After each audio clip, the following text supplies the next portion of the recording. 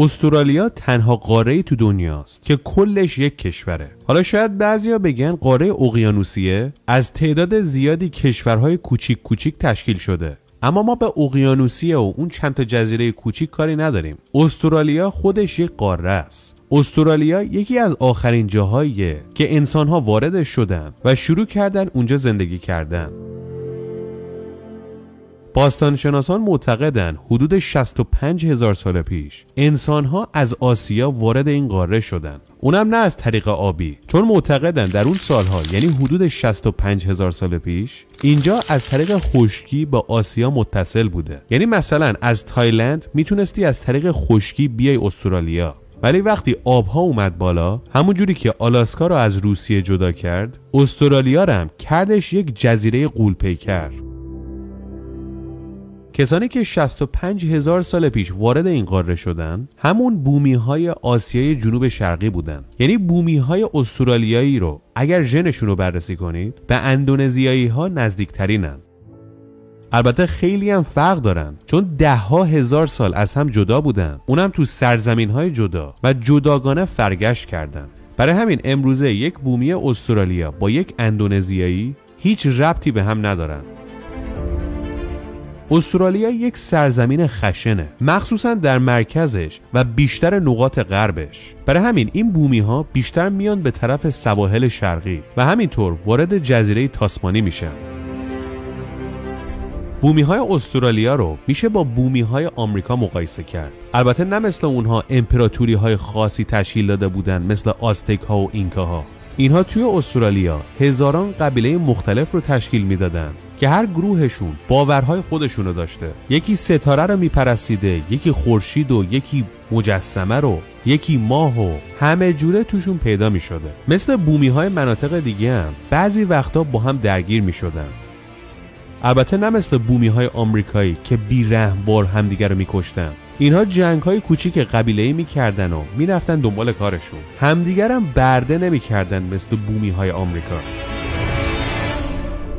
خلاصه هزاران سال اینها تو این خاک زندگی میکنن تا میرسیم به قرن 17، موقعی که بخت این بومی ها برمیگرده. چون یک سری سفید پوست یه دفعه تو آب سر و کله‌شون پیدا میشه و شروع میکنن به این خاک نگاه کردن. بومی ها هم وقتی اینها رو میبینن هاج و واج میمونن.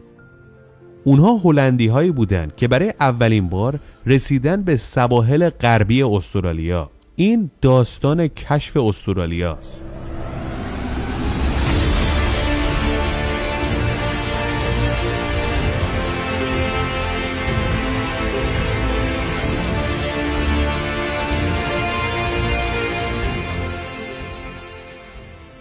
کاپیتان اصلی کشتی‌های هلندی شخصی بود به نام ویلیام یانزون. ویلیام یانزون وقتی رسید به سواحل غربی استرالیا اصلا فکر نکرد اینجا یک سرزمین جدیدیه. فکر کرد یکی از جزایر اندونزیه. برای همین جدی نگرفتن، سر و ته کردن و رفتن. 10 سال دیگه میگذره تا میرسیم به سال 1616 میلادی. یک کاپیتان هلندی دیگه به نام دیرک هارتوگ میرسه دوباره به همون سواحل غربی استرالیا. اول ویدیو گفتیم غرب استرالیا بیشترش کویر و بیابونه. این کاپیتانا هم وقتی میرسیدن اینجا میگفتن عجب جای به درد نخوریه. کاپیتان جدید یعنی دیرک هارتوگ حداقل متوجه شد که اینجا یک سرزمین جدیده و یک تکه از اندونزی نیست. اما گفت این چیه، به درد نمیخوره. اینم ول کرد رفت. این هلندیا به هر دریانورد دیگه ای هم که میرسیدن میگفتن اونجا یک بیابون برهوته که اصلا به درد نمیخوره، نرید اونجا، خودتون الاف نکنید. 4 سال دیگه میگذره، میرسیم به سال 1620. یک هلندی دیگه سر و کلش پیدا میشه، کاپیتانی به نام ایبل تاسمان. ایشون به سواحل غربی استرالیا بسنده نمیکنه، از امتداد خشکی راه میفته ببینه کجا میرسه.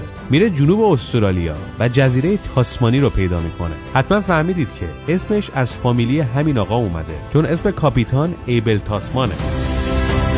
ایبل تاسمانی رو که کشف میکنه میره به طرف شرق که ببینه چی دیگه پیدا میشه. میره نیوزیلند رو پیدا میکنه که اونم یک سرزمین با ارزش دیگه بود. اون حتی چند تا جزیره مثل فیجی هم کشف میکنه و به کاپیتان‌های دیگه گفت دیدین هی میگفتیم به درد نمیخوره، این همه سرزمین به درد بخور پیدا کرده.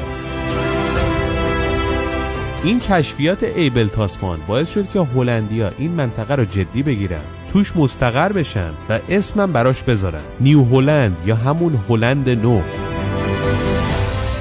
وقتی کاپیتان‌های هلندی تصمیم می‌گرفتن بیان به طرف هلند نو یا همون استرالیا، دریانوردا همه ناراحت می‌شدن. میگفتن ما رو می‌بری تو اون بیابون برهوت برای چی؟ به جای اونجا بریم اندونزی که این همه ادویه‌جات و برده و اینجور چیزا داره. چرا بریم یک جایی که 5 نفر آدمم پیدا نمیشه؟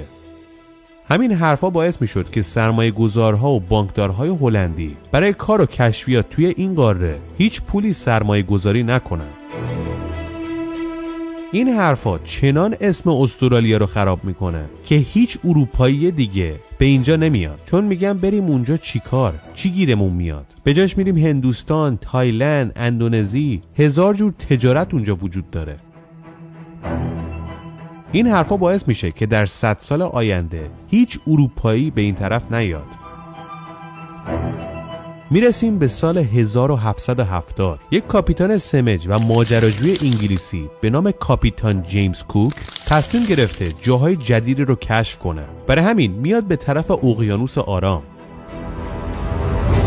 کاپیتان کوک نه تنها نیوزیلند رو برای انگلیس‌ها صاحب میشه، بلکه خودش رو میرسونه به سواحل شرقی استرالیا، جایی که اصلا بیابون برهوت نیست، خیلی هم سرسبز و آباده، چیزی که هلندی ها اصلا ندیدن تا حالا، چون همیشه از اون ور یا جنوبش اومدن و فقط بیابون و خشکی دیدن. کوک شرق استرالیا رو برای انگلیس ها صاحب میشه و از اون طرف گازشو میگیره داخل اقیانوس آرام و کلی جزایر هم اینجا پیدا میکنه که مهمترینشون جزایر هاوایی بود که تاریخچه‌اش تو آنتن هست. انگلیس‌ها نصف استرالیا رو برای خودشون خط کشی کردن. اسمش هم گذاشتن نیو ساوت ویلز، یعنی ولز جنوبی جدید. 2 سال دیگه هم میگذره، میرسیم به سال 1772. در این دوران بزرگترین دشمن امپراتوری بریتانیا، فرانسویان، وقتی فرانسویان میفهمن استرالیایی اینجا وجود داشته، نصفشو انگلیس گرفته، نصفش هم قبلا هلندیا گرفتن، دریانورداشون رو میفرستن، میگن برین اونجا رو بگیرین. کاپیتان لوی آلنو د سنت آلون نصفه غربی، یعنی همون جایی که هلندیا کشف کردن و صاحب میشه. در ضمن جزیره تاسمانی رو هم از دست هلندیا در میارن، چون انگلیس ها هنوز تاسمانی رو نگرفته بودن. استرالیا انقدر از انگلیس و فرانسه دور بود که نمیتونستن آدم بفرستن بیاد اینجا زندگی کنه و اونها بتونن جایگاهشون رو تثبیت کنن، مثل آمریکا و کانادا که پر از انگلیسی و فرانسویه و خیلی جدی این دوتا کشور اونجا نفوذ داره. اما استرالیا هنوز نفوذ آنچنانی ندارن، فقط چند تا پایگاه‌های کوچیک کوچیک این ور اون ور. وقتی میرسیم به سال 1775 جنگ استقلال آمریکا کلید میخوره و یک مشکل بزرگ برای انگلیس‌ها ایجاد میشه. حتما داستان انقلاب آمریکا رو تو آنتن دیدید. بعد از چند سال آمریکایی‌ها موفق میشن انگلیس‌ها رو بریزن بیرون و خودشون مستقل بشن و یک کشور تأسیس کنن. جالبی این داستان اینه که فرانسوی‌ها هم یک نقش مهمی داشتن توی استقلال آمریکا، چون آمریکایی‌ها رو ترغیب می‌کردن که بر علیه انگلیس‌ها انقلاب کنن. بعد از انقلاب آمریکا، انگلیس یکی از با ارزش‌ترین مستعمراتش رو از دست میده، یعنی آمریکا. اونها میگفتن چه سرزمین بزرگی رو از دست دادیم. برای همین داغ بودن و می‌خواستن یک سرزمین بزرگ دیگر رو صاحب بشن. کجا تو دنیا یک همچین مشخصاتی داره؟ استرالیا. با وجود اینکه خیلی دوره، اما چاره‌ای نداریم، باید اونجا رو جدی صاحب شیم. انگلیس‌ها میگن برای اینکه استرالیا رو صاحب شیم بایستی انگلیسی بفرستیم اونجا که برن اونجا شهر بسازن، روستا بسازن تا ما بتونیم اونجا مالکیت داشته باشیم. اما به هر انگلیسی میگفتن بیا برو اونجا، میگفتن نمیریم. برای همین گفتن نمیریم، حالا کسانی رو میفرستیم که اختیارشون دست ماست، خلافکارها و مجرما که باید تو زندان باشن. به اونها گفتن شما رو میفرستیم استرالیا، دیگه اونجا زندانی نیستید، میتونید آزاد زندگی کنید. اونها هم گفتن باشه بریم. اینجوری بالاخره یک سری انگلیسی رو میفرستن به طرف استرالیا، اونم با یک کاپیتان به نام آرتور فیلیپ. فکر نکنید وقتی کاپیتان آرتور راه افتاد هدف مشخصی داشت. نمیدونست کجای استرالیا میخواد پیاده بشه. میدونست باید بره قسمت شرقی چون بهتره، اما نمیدونست کجای شرق، چون بندری، شهری، چیزی وجود نداره.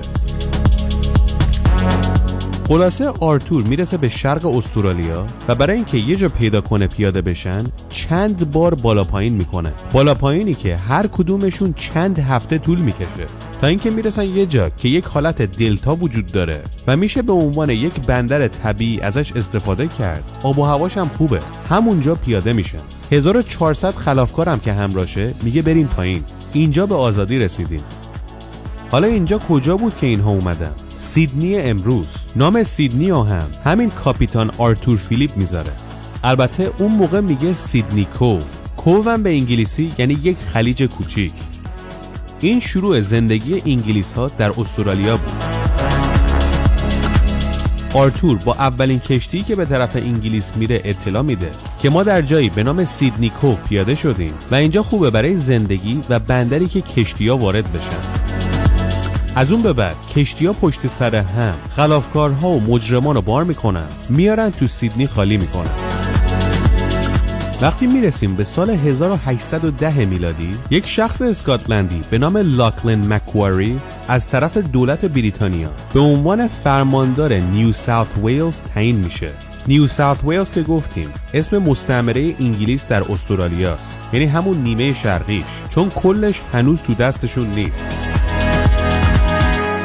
فرماندار جدید یعنی لاکلن یک نگاه به این سرزمین میکنه. میگه من اینجا رو چیکار کنم؟ هیچی نداره. داریم مثل قبیله های عصر حجر زندگی میکنیم. برای همین میگه هر طور شده باید اینجا رو بکنیم مثل اروپا. اون شروع میکنه با شهر جدید سیدنی که هیچی نداره، اما همون هیچی رو که نداره منظمش میکنه. اون میدونست وقتی نظم داشته باشه شروع میکنه رشد کردن، حتی یک جای پرت دور افتاده. لاکلن با این کارش به دولت بریتانیا نشون داد که اینجا پتانسیل رشد داره و میتونه بشه مثل اروپا، البته با همون نظمی که شروع کرده بود. همین باعث شد که دولت ثروتمند بریتانیا شروع کنه سرمایه گذاری کردن تو این سرزمین. البته نه فقط تو سیدنی، شهرهای جدید هم شروع کردن ساختن. مثلا در سال 1824 بریزبن رو تأسیس میکنن. 1829 شهر پرت رو پایه‌گذاری میکنن. 1835 ملبورن رو شروع میکنن و در سال 1836 آدلاید یا همون ادلید کلید میخوره. خب ببینم این وسط بومیا چی شدن؟ اونا کجان؟ اونها هم تو قبیله های خودشونن و زیاد خوششون نمیاد از این خارجی ها، اما کاری هم نمیتونن بکنن و چیزی هم نمیگن. اینجاست که انگلیس ها یک ایده عجیب پیاده میکنن، ایده‌ای که تو جاهای دیگه دنیا تا به حال دیده نشده. اونها میگن بومی ها باید با انگلیس ها ازدواج کنن، بچه دار بشن که یک نسل جدید به وجود بیاد و اون نسل سابق بومی آروم آروم حل شه بره. اون زمان برای این کار پوسترم درست کردن. اما این بومی ها مثل بومی های همه جای دنیا که با خارجی ها در ارتباط نبودن، بدن های متفاوتی داشتن و نمیتونستن مریضی های جدید رو تحمل کنن. این انگلیس ها آبله رو با خودشون میارن تو استرالیا و بومی ها گرفتار آبله میشن و خیلی راحت قتل عام میشن. فکر نکنید بدن بومی های استرالیایی ضعیف بود. مشکلشون این بود که 60,000 سال از بقیه مردم دنیا جدا بودن و بدنشون یک همچین بیماری ها رو تا به حال ندیده که باشون مبارزه کنه. برای همین خیلی راحت با یک تب میمیرن. مورخین نوشتن در 10 سال اولی که انگلیس ها وارد این جزیره شدن، بیشتر از 50% جمعیت بومی ها به خاطر آبله مردن. خلاصه بعد از سالهای 1820 نه تنها مجرمان انگلیسی به استرالیا میان، بلکه بیشتر داره آدمهای عادی میاد. نه تنها از انگلیس، بلکه از ایرلند، آلمان و ایتالیا.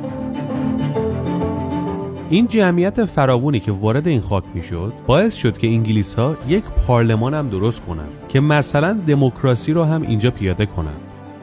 دلیل اصلی هم که اروپایی‌ها می اومدن اینجا چی بود؟ اینی که زمین صاحب بشن، چون قسمت شرقی هم حاصلخیز با آب فراوون، مردم می اومدن که زمین بگیرن و کشاورزی را بندازن. وقتی میرسیم به سال 1851 ورق استرالیا برمیگرده، چون اونجا طلا پیدا میشه، اونم نه یک کم، فراوون. این طلایی که پیدا شد باعث شد جمعیت 400,000 نفری استرالیا در عرض 10 سال 3 برابر بشه، یعنی 1,200,000 نفر. وقتی طلا پیدا میشه دیگه تنها اروپایی‌ها نیستن که میان اینجا، چینی‌ها میان و حتی آمریکایی‌ها از کالیفرنیا میان اینجا، اونم فقط برای اینکه طلا پیدا کنن. وقتی این همه آدم میاد برای طلا، انگلیس‌ها هم از اون طرف میگن حالا که اینطوریه باید همه مالیات بدن و مالیات‌های سنگین میبنده برای مردم. همین باعث میشه که در سال 1854 بین مردم و دولت بریتانیا جنگ در بگیره. جنگی که معلومه کی برنده میشه. دولت بریتانیا زد همه رو تار و مار کرد. خلاصه به خاطر طلا ثروت زیادی وارد استرالیا شد و شهرها شروع کرد رشد کردن. همین موقع هم شروع کردن راهن سراسری استرالیا رو ساختن. در این دوران ثروت زیادی تو استرالیا اومده، اما دست یه عده معدوده. خیلی‌ها فقیرن و دستشون به هیچ جا بند نیست. اینجاست که یه چیزی مثل غرب وحشی شکل میگیره. یعنی همین فقرا اسلحه برمیدارن، خلافکار میشن و شروع میکنن راهزنی و سرقت از این شهرها. به اینها میگفتن بوش رنجر که اگر به فارسی ترجمه کنی میشه جنگل نشین. خلاصه این جنگل نشین ها مثل غرب وحشی قطار میزدن، بانک میزدن، راهزنی میکردن و هر جور خلافی رو انجام میدادن تا اینکه میرسیم به سال 1890 میلادی. در این دوران این جنگل نشین ها رو مهار کردن، اما استرالیا دیگه از رونق اقتصادی خارج میشه و وارد یک رکود بزرگ میشه. اونم به خاطر اینکه امپراتوری بریتانیا وارد رکود شده و اینها هم زیر نفوذ اونهان دیگه. و همین باعث میشه که پارلمان استرالیا درخواست استقلال کنه که اگر مثلا بریتانیا رکود شد اینجا رکود نشه و ما دولت و تصمیم گیری های خودمون رو داشته باشیم. 11 سال طول میکشه تا دولت بریتانیا قبول کنه تا بالاخره در سال 1901 میلادی استرالیا به یک فدراسیون تبدیل میشه و برای اولین بار یک نخست وزیر داره، اونم به اسم سر ادموند بارتون. دولت استرالیا بعد از استقلال یک قانون سفت و سخت میذاره، قانونی به نام وایت استرالیا. یعنی منظور این قانون اینه که استرالیا رو سفید نگه دار. چون تا قبل از این قانون چینی ها گروه وارد این سرزمین میشدن و اینها گفتن از این به بعد دیگه فقط سفید اروپایی راه میدیم. زمان میگذره، جنگ جهانی اول شعله‌ور میشه. شاید بعضی فکر کنن استرالیا تو جنگ جهانی اول نقشی نداشته، اما باید بدونید که نقش مهمی هم داشته، مخصوصا در خاورمیانه، چون سربازهای استرالیایی و هندی بودن که برای بریتانیا با عثمانی می جنگیدن و همینها باعث شکست عثمانی شدن و همینم باعث شد که استرالیایی‌ها یه مقدار برن به سمت ملیگرایی، یعنی به استرالیا عشق ببرزن. تا قبل از این همچین چیزی وجود نداشته. خلاصه بعد از جنگ جهانی اول سربازهای استرالیایی برگشتن تو کشورشون و اون ملیگرایی رو که با خودشون آوردن باعث شد که مردم بیشتر به کشورشون عشق ببرزن و شروع کنن سازندگی، مخصوصا از لحاظ اقتصادی. اما استرالیا یک مشکل بزرگ داشت، چون مثل آمریکا نمیتونست رشد کنه. اول از این جمعیتش کمتر بود و دوم از این از دنیای غرب خیلی دور افتاده بود، برای همین رشدش خیلی کند پیش میرفت. در صورتی که در همون زمان آمریکا داره به سرعت رشد میکنه، حتی کانادا داره بیشتر از استرالیا رشد میکنه. وقتی به نزدیکی‌های جنگ جهانی دوم یعنی سال 1937 میرسیم، ژاپنی‌ها نه تنها وارد چین میشن، بلکه کل آسیای جنوب شرقی رو اشغال میکنن و یک تهدید بزرگ در مرزهای شمالی استرالیا شکل میگیره. استرالیا همونطور که در جنگ جهانی اول برای انگلیس‌ها با عثمانی جنگید، تو جنگ جهانی دوم هم برای انگلیس‌ها آسیناشو زد بالا. هم تو جبهه آلمان برای انگلیس‌ها جنگید، هم تو میانمار یا همون برمه بر ضد ژاپنی‌ها.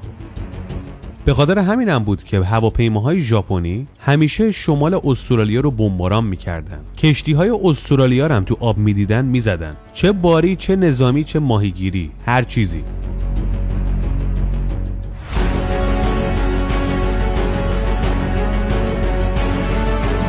این حملات ژاپنی‌ها به استرالیا باعث شد که استرالیایی‌ها شروع کنن با آمریکایی‌ها همکاری کردن، اونم بر ضد ژاپنی‌ها. این برای اولین بار در تاریخ استرالیاست که رابطه‌اش با آمریکا خیلی خوب میشه، اونم به خاطر دشمن مشترکشون ژاپن.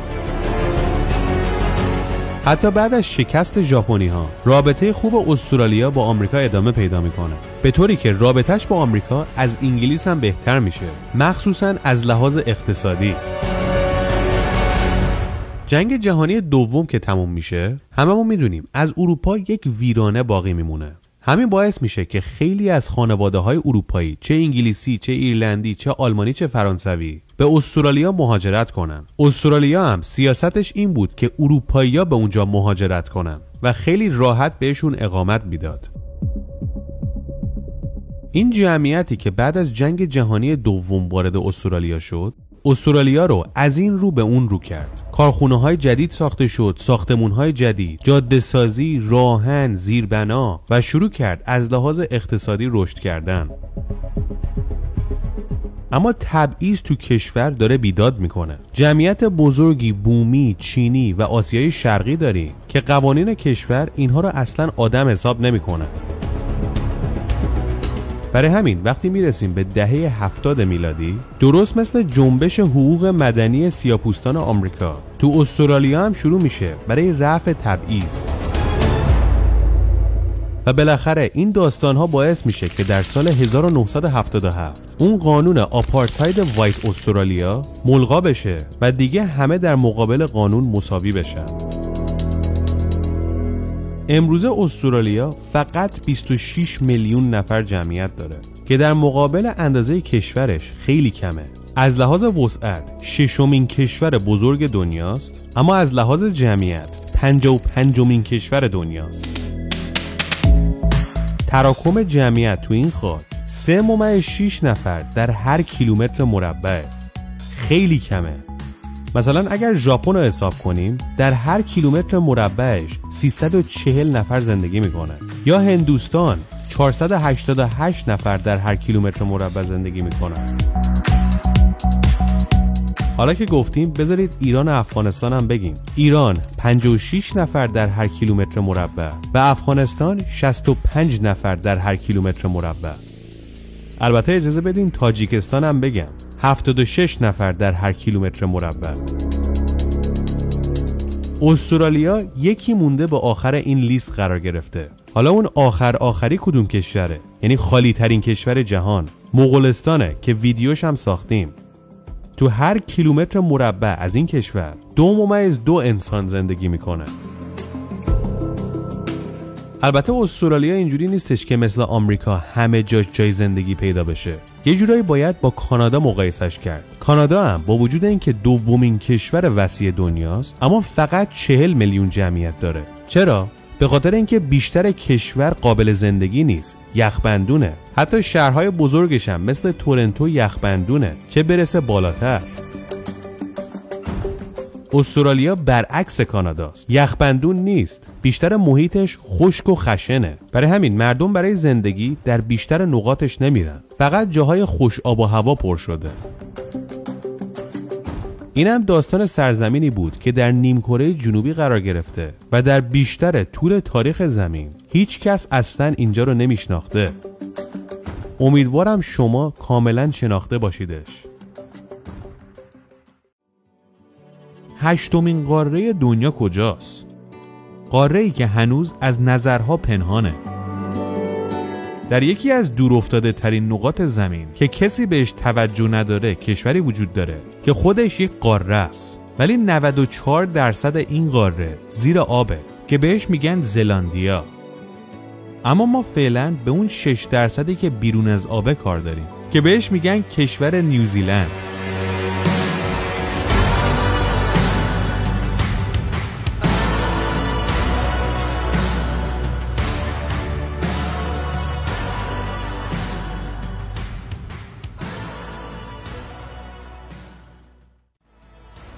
حتما میدونید بیشتر جزایری که در اقیانوس آرام وجود داره برای اولین بار توسط پولینزی ها کشف شده.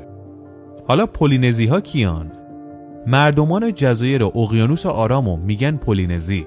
چه جزایر هاوایی باشه، چه گوام باشه، چه ایستر آیلند باشه، هر کدوم از این جزایر بهشون میگن جزایر پولینزی. بزرگترین جزیره پولینزی دنیا نیوزیلنده. بارها تو ویدیوهای مختلف گفتیم مردمان پولینزی از 3000 سال قبل از میلاد با قایق‌های کوچیکشون رفتن تو دل بزرگترین اقیانوس دنیا و جزیره پشت جزیره رو کشف کردن و همون جاها ساکن شدن. نیوزیلند هم یکی از جدیدترین کشفیات این مردمانه. مورخین میگن حدود قرن 12 بوده که پولینزی ها میرسن به نیوزیلند، میبینن جای خوبیه و یک سری اینجا ساکن میشن و همونا نام ماوری رو به خودشون میگیرن، نامی که مونده روشون، چون به بومی های امروز نیوزیلند هم میگن ماوری. بیشتر پولینزی ها توی جزایر مختلف کنار سواحل سکنا میکردن، برای همین در دسترس دزدان دریایی مهاجمین بودن. اما ماوری ها میرن بالای تپه ها و کوه های نیوزیلند و قبیله هاشونو اون بالاها تشکیل میدن. همون بالاها هم رو تپه ها و کوه هم کشاورزی میکردن. یک رودخونه خوبم از کوه سرازیر میشده و تو اون رودخونه هم میتونستن ماهیگیری کنن، یعنی یه جورایی به دریا احتیاج نداشتن. بعد از نسل‌ها که ماوری ها از پولینزی ها جدا شده بودن، فرهنگشون هم تغییر میکنه. مثلا اینها همشون خالکوبی میکردن. هنوز که هنوزم بومی های نیوزیلند یعنی ماوری ها همون خالکوبی ها رو بدن و صورتشون میزنن. اگر کسی اون زمان بومی های آمریکایی رو دیده بود و بعد اینها رو میدید، فکر میکرد همون سرخپوست های آمریکان، چون خیلی روش زندگی هاشون شبیه همه. با وجود اینکه دریانوردان ماهری بودن، کشاورزی رو خوب میدونستن، در ماهیگیری و شکار هم استاد بودن، اما از لحاظ فرهنگی شبیه بومی های آمریکا بودن، در صورتی که هیچ ربطی به هم ندارن. مثل همونا هم از لحاظ فناوری پیشرفت نمی‌کردن، همینجوری زندگی ساده داشتن. اما جمعیتشون روز به روز در حال گسترش بود. نیوزیلندن که 2 جزیره بزرگه و اینها رفته رفته تبدیل میشن به قبیله‌های مختلف تو نقاط مختلف این جزایر. وقتی اینجوری جدا میشن و جمعیت هم داره میره بالا، یواش یواش شروع میکنن با همدیگه جر و بحث کردن که این یه تیکه مال منه، اون یکی هم میگفت نه خیر مال منه. برای همین یواش یواش جنگ بینشون شروع میشه، فقط هم به خاطر زمین، نه چیز دیگه ای.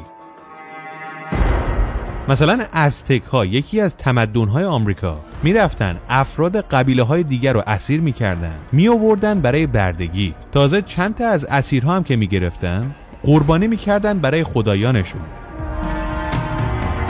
حتما فیلم آپوکالیپتو رو دیدین که چجوری اسیر میگیرن و چجوری قربانی میکنن. فیلم جالبیه، اگر ندیدید ببینید.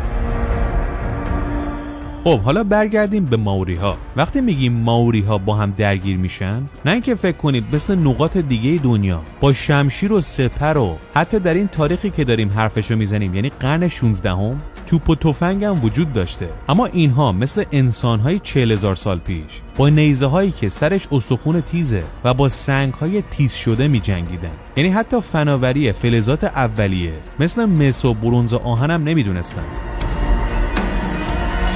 خلاصه درگیری‌های کوچیک و بزرگ بین این قبیله‌ها همینجوری ادامه داره، ولی جوری نیست که بزنن همدیگر رو نابود کنن، چون با استخون نمیتونستن این کارو بکنن. تا اینکه میرسیم به سال 1642 میلادی و یه دفعه تو آبهای این جزیره چند تا کشتی سر و کله‌شون پیدا میشه.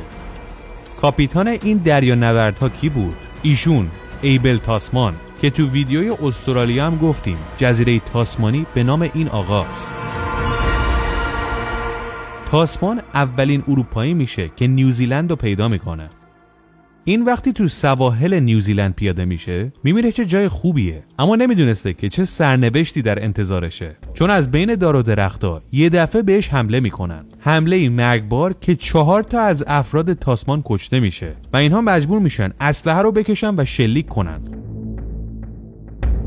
ماوریا وقتی میبینن چند تاشون کشته شد، از صدای اسلحه وحشت میکنن و فرار میکنن تو جنگل. این کار ماوری ها باعث میشه که ایبل تاسمان گزارش بده که این جزایر جایگاه وحشیاست، به درد نمیخوره و کشتی هاشو بر میداره و میره. اما تاسمان اینجا رو کشف کرده بود و براش هم اسم میذاره، نووازیلندیا، یعنی در معنی زلاند نو. زلاند چیه حالا؟ یک منطقه تو هلند، چون تاسمان هلندی بود. در ضمن هلندی ها غرب استرالیا رو هم نامگذاری کرده بودن و بهش میگفتن نیو هلند. هلند هم مثل زلاند قسمتی از ندرلنده. ما به این کشور میگیم هلند، اما اسم اصلیش ندرلنده. خلاصه این حرف عجولانه ایبل تاسمان هلندی باعث شد که 10 سال دریانوردان اروپایی دیگه به طرف نیوزیلند نیان. یعنی یه جورای حمله ماوری ها کارساز بودش و اینها را از اونجا دور کرده بود. تا اینکه میرسیم به سال 1769. این بار یک کاپیتان انگلیسی به نام جیمز کوک میره طرف زلاند نو و میرسه اونجا. ماوری ها اون تفنگ های تاسمان رو فراموش نکرده بودن. برای همین وقتی نیروهای کاپیتان کوک توی نیوزیلند پیاده شد، نه تنها بهشون حمله نکردن، بلکه خوش آمدم گفتن. کاپیتان کوک هم وقتی میبینه اینجوریه، به تمام نقاط دوتا جزیره سرک میکشه و حتی نقشش هم میکشه. این نقشه‌ایه که کاپیتان کوک کشیده خیلی به واقعیت نزدیکه، چون در اون زمان باید دور تا دور جزیره رو میزدی و تصورات پرقدرتی هم میداشتی که بتونی نقشه رو بکشی. خلاصه این نقشه هم به عنوان یکی از آخرین جاهای کشف شده در زمین میره تو نقشه های دنیا. البته میدونی که قطب جنوب بعداً کشف شده که ما به اون فعلا کاری نداریم. خلاصه جیمز کوک باعث میشه که نیوزیلند هم بشه یکی از مستعمرات بریتانیا. اما همونطوری که اهالی بریتانیا اهمیت نمیدادن که برن استرالیا، به نیوزیلند هم نمی اومدن. یکی از بزرگترین مشکلاتش این بود که این دوتا دور بودن و چیز خاصی هم نداشتن. یعنی معادن داشته باشن، جمعیت زیاد داشته باشن، کشاورزی داشته باشن، چیز خاص مهمی وجود نداشته. میدونید که وقتی اروپایی‌ها یه جا رو مستعمره می‌کردن فقط برای پول بوده. یعنی زمین به این بزرگی استرالیا یا نیوزیلند براشون مهم نبوده. اینها فقط برای سود میرفتن این جاها رو میگرفتن. وقتی چیزی نداشت همینجوری ولش میکردن. میدونید که برای اینکه انگلیسی‌ها رو وادار کنن برن استرالیا شهر بسازن، آخرش مجبور میشن مجرما رو ببرن که بالاخره یک جمعیت اروپایی و انگلیسی اونجا زندگی کنه تا پایه‌های مالکیت اینها محکم بشه.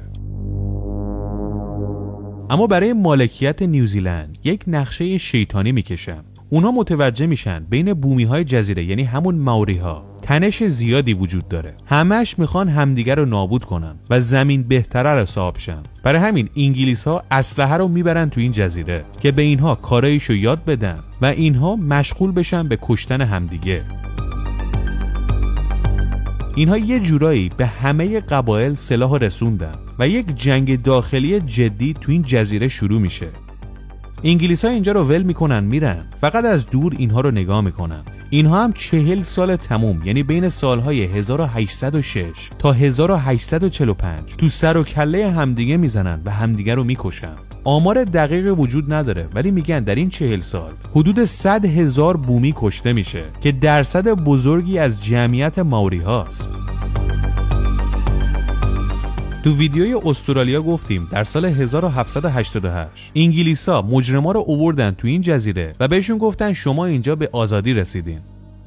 یک سری از این مجرمان رفتن دنبال کشاورزی و دامداری و اینجور چیزا، اما یک سری نمیتونستن خلافکاری رو ترک کنن و مرتب شروع میکنن از اونهای دیگه دزدی کردن. همین باعث میشه که اون یکی‌ها شروع کنن کشتن دزدها و این دزدها که تعریف نیوزیلند رو شنیده بودن فرار میکنن به طرف نیوزیلند که میشن اولین اروپاییای نیوزیلند، کسانی که اساره خلافکاران. یعنی اگر یک سری از اون خلافکارها تونستن به یک زندگی درست برسن، اینها خلافن در خلاف بودن و اومدن نیوزیلند. زیاد نبودن، ولی اولین اروپاییایی که تو نیوزیلند زندگی کردن همینها بودن. بومی‌ها هم نمیدونستن اینها چه جونورایی هن و کل جزیره رو ازشون خواهند گرفت. 10 سال بعد از اینکه این خلافکارهای اروپایی اینجا ساکن شدن، کشیش‌های مسیحی از انگلیس فرستاده میشن اینجا که کلیسا بسازن و شروع کنن بومی‌ها رو مسیحی کردن.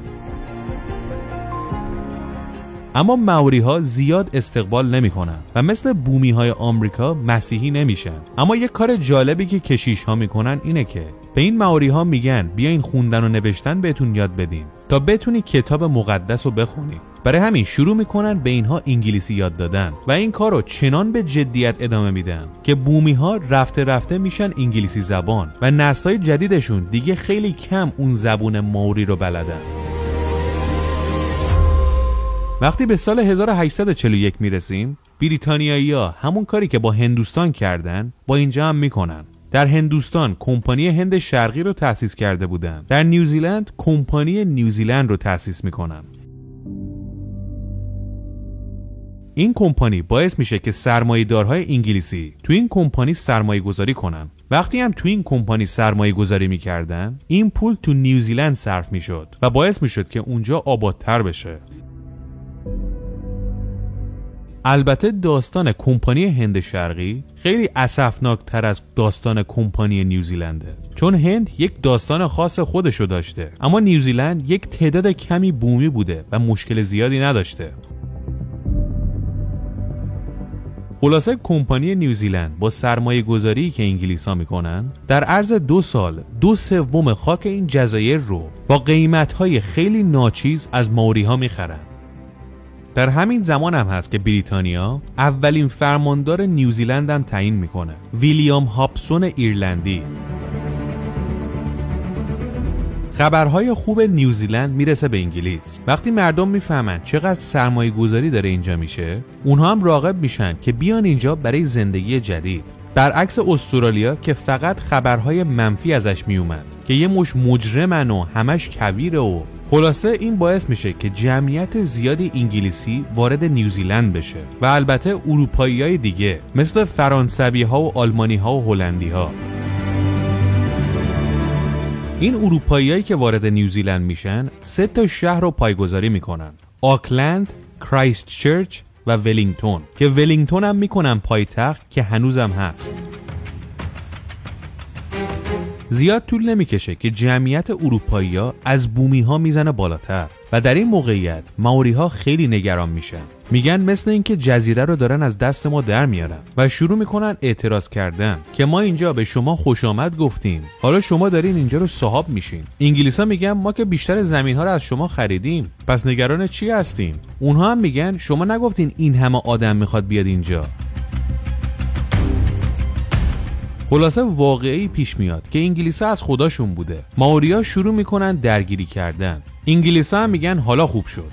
تند و تند شروع میکنن کشتن اینها و چند هفته که میگذره مائوری‌ها عقب نشینی میکنن، چون میبینن حریف اینها نمیشن، همشونو میکشن. اما انگلیس‌ها دیگه عقب نشینی رو قبول نمی‌کنن. هی میرن جلو و زمین‌های کشاورزی درست حسابی مائوری‌ها رو که نفروخته بودن به زور تصاحب می‌کنن و میگن شما که کشاورزی بلد نیستین، چرا مثل عصر حجر کشت و کار می‌کنین؟ خلاصه این زمین‌های کشاورزی مرغوب رو به زور از اینها میگیرن. دیگه 95% زمین‌های این جزیره دست انگلیس‌هاست. مائوری‌ها میبینن اینجوری که نمیشه، شروع میکنن مقاومت کردن. اما چه مقاومتی؟ زورشون اصلا به اونها نمیرسید. اصلا امپراتوری بریتانیا از خدا میخواست اینها اعتراض کنن، چون در این صورت دلیل داشتن که میتونن بکشنشون. در این جنگ و گریزهای خوردریز که اتفاق میفته، حدود 18,000 مائوری کشته میشه، در صورتی که 100 تا انگلیسی هم کشته نشده بوده. امروزه 17% جمعیت نیوزیلند مائوریه، اما همه این جمعیت نسبت به اروپایی‌ها دل خوشی ندارن و همیشه ازشون ناراحتن و میگن زمین‌های ما رو به زور ازمون گرفتن، ولی کسی هم این حرفا رو جدی نمیگیره.